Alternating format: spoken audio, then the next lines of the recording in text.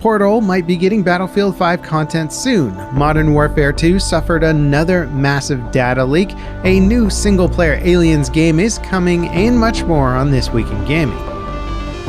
Data miner Temporeal has uncovered Battlefield 5 content hidden in 2042's game files. According to him, the AEK, AUG, Bren, RPK, SKS, M2 Carbine, M95, and M249 are all scheduled to launch sometime in August. And this isn't the first time he's uncovered content from older Battlefield games. A few weeks ago, he found another Battlefield 1 melee weapon with ties to a single-player war story. The community manager also gave us some information about upcoming changes for the game, and before we get into that, I've got a quick word from today's sponsor. Man, do I wish I could select my real-life hair as easy as I can in games. Unfortunately, back in the real world, 2 out of 3 men experience hair loss by the age of 35. But there is hope if you want to maintain your sexy gaming hair indefinitely. Today's sponsor Keeps has you covered through thick and thin. Their clinically proven treatments prevent hair loss. Now, you can't get back what you've already lost, so prevention is key, and the sooner you start using Keeps, the more hair you'll save. You can get everything set up online and products sent through the mail, so you don't have to take any time out of your day for doctor or pharmacy visits. Talk with their expert medical advisors 24/7 to find the right routine for you, and Keeps will ship everything to your door.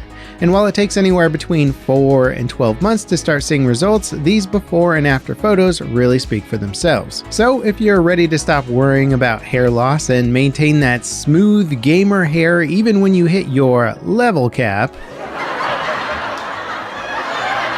then go to keeps.com/levelcap or click the link in the description to receive 50% off of your first order. That's keeps.com/levelcap.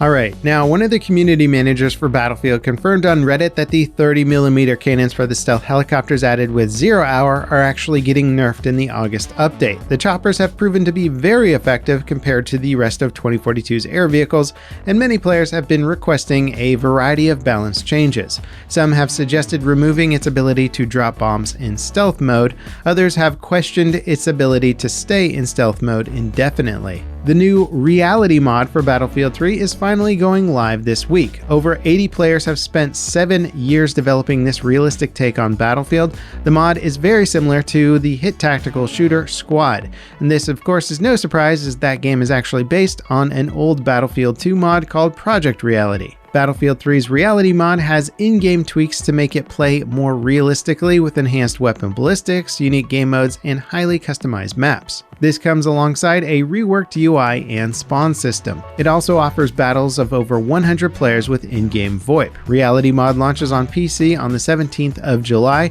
To play, you'll need to download the Venice Unleashed client, and you'll also need a copy of Battlefield 3. Players can create dedicated servers and tweak settings as much as they like. A data miner on Twitter has leaked tons of Modern Warfare 2 information. According to him, the new game will have 18 game modes. These include popular modes like Gunfight and Hardpoint, with new ones like All or Nothing and Ground War Bomb. Killstreak rewards include a UAV, fuel bomb, smoke airdrop, thermobaric strike, and a cluster spike. Most of this information was data mined from the Call of Duty Warzone mobile game. Map names, weapons, and perks for Modern Warfare 2 were all listed. However, the data miner's Twitter account has since been suspended and all images removed by Activision due to copyright claims. Destiny's launch way back in 2014 marked the beginning of the Light and Dark saga. All major expansions for the game since then have been leading to next year's Final Shape DLC. And thanks to a Bungie job listing, fans know the series isn't going anywhere after that. The role calls for someone that can work with the narrative leadership to design the future of the Destiny universe. The description also mentions that fans will enjoy this content for decades to come. Some players speculate this may involve more sequel games alongside spin-offs. A mobile Destiny game was recently leaked by a former developer on the project, and while this isn't technically confirmed information, it's also a pretty credible source. World War II real-time strategy game Company of Heroes 3 finally has a release date. Nearly a year after it was announced, we now know that it'll launch on November 17th this year. According to the press release, the game will feature 4 playable factions and 2 different campaigns at launch. The first is a narrative-driven North African campaign, and the second is an open-ended Italian campaign. An alpha playtest is currently available if you sign up for an account on the game's website. It's one mission from the game's North African campaign and will be playable until the 19th.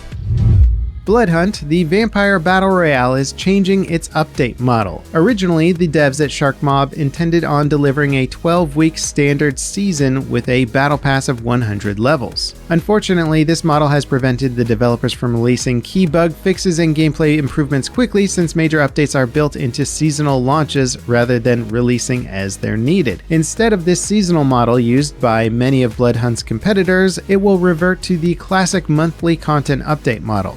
Bugs and issues will be addressed continuously. Starting with the summer update that launched this week, the battle pass is being shortened and getting a price reduction to compensate players. Team Deathmatch has also been added to the game to introduce new players to the Battle Royale's mechanics in a slightly more forgiving manner.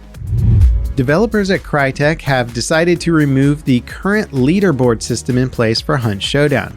According to them, the current leaderboard isn't aligned with their original vision. It'll be removed from the game with Update 1.9, but the developers have clarified that a replacement system will be added further down the line. There's no exact time frame on when that'll happen, but Crytek has assured players that they'll keep them updated. And while players are pleased with the removal of the leaderboard, some fans wish Crytek would go further and remove the KD statistics entirely. Many argue that they have no place in Hunt Showdown. Unlike most competitive shooters, Hunt Showdown doesn't have a dedicated ranked mode.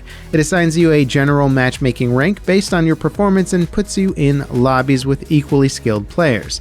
The game's current ranking system heavily favors your kill-to-death ratio. And while this isn't really an issue at lower ranks, the higher tiers seem to be more rife with people using almost exclusively the best weapons in the game while also bush camping to just farm kills. The game is intended to be more of an extraction royale than a deathmatch experience. Removing the leaderboard and placing a greater emphasis on something like banishing boss monsters could help improve the general experience. Star Citizen's developer Cloud Imperium Games just announced a major milestone. It's amassed a total of 4 million registered accounts. This year has seen insane growth, with in-game events like Invictus and Free Fly Weeks attracting tens of thousands of new players overnight. The game is currently in a pre-release alpha state with core features and mechanics yet to be implemented. There's also the long-awaited Squadron 42 single-player campaign that has missed multiple deadlines, but despite the game's long road to release, it's finally starting to shape up into a real game with tons of content to play through. PlayStation announced a new loyalty program called PlayStation Stars. It'll begin later this year and will be free to sign up to. Players in the program complete objectives in-game to earn points. These points can be redeemed in the store or for other rewards. Aside from store items, players can also earn digital collectibles. These include figurines of memorable characters from your favorite games. Platinum trophies are unique. However, the first person worldwide to unlock a platinum trophy for a new game will get an exclusive one-time prize. New collectibles and awards will be added regularly. PlayerUnknown's Battlegrounds' latest update includes a new map called Deston. This is the first map released since the game went free to play earlier this year. Deston is set in a city flooded by a massive hurricane, giving a mix of rich vegetation in some areas and large cities in others. The town also includes the tallest skyscraper in PUBG history. New devices called Ascenders have also been added to make traversing the buildings easier. The map features new vehicles like the Pillar Car and new weapons like the MP9 SMG and the 012 shotgun. A game reviewer on Twitter says that the next Assassin's Creed title will be set in the Aztec Empire. The rumor was immediately shot down by Bloomberg writer Jason Schreier, who reiterated that the next game would be set in Baghdad. According to him, the Assassin's Creed title originally started as an expansion for Valhalla, but grew in scope to become its own game. It's called Rift and will act as a filler until the multi-era Assassin's Creed game Infinity launches sometime next year. 20th Century Games has teamed up with VR dev studio Survios to create a new Aliens game. The studio has promised fans an intense single-player action horror game set between the first and second Alien movies. The game is being built using Unreal Engine 5, so it certainly has the potential to look fantastic. More details will be revealed next week during the San Diego Comic-Con. John Riccitiello, the current CEO of Unity and the former CEO of EA, made a bold statement this week. In an interview, Riccitiello stated that if game developers aren't designing their games with monetization in mind, then they're idiots. This was met with, of course, massive backlash from devs and players alike, but it was particularly harmful to the indie space, which typically struggles with funding from the get-go. And while he followed up by saying that devs need to adapt to the changing gaming landscape, the backlash only continued. Riccitiello's statement came hot off the heels of Unity announcing layoffs for 263 employees, as well as a merger with mobile adware company IronSource. That company has been widely criticized for their install core software that functions like malware. If you've ever gone to install some software on your PC and the installer included a bunch of random antivirus software or browser extensions, that's what install core does. Before we move on to our final story of the day, let us know in the comments what you think about the Battlefield 3 Reality Mod. Does the milsim style suit the Battlefield series? Are you going to be playing it? Let us know. And of course, if you haven't subscribed yet, be sure to hit that sub button, as it's a really good way to support the channel. Skate developer Full Circle hosted a behind-the-scenes showcase this week. They revealed that the new Skate game would be a free-to-play live service title with cosmetic microtransactions. The devs intend for Skate to be a community-driven game with a constantly evolving world. Pre-alpha gameplay was shown off, and the devs clarified that things are still very early in development, though different community members are being taken for feedback sessions as they get a chance to try out this early build. And that wraps it up for today's episode of This Week in Gaming. As always, guys, thank you so much for watching, and I'll catch you next time. This is LevelCap, signing off.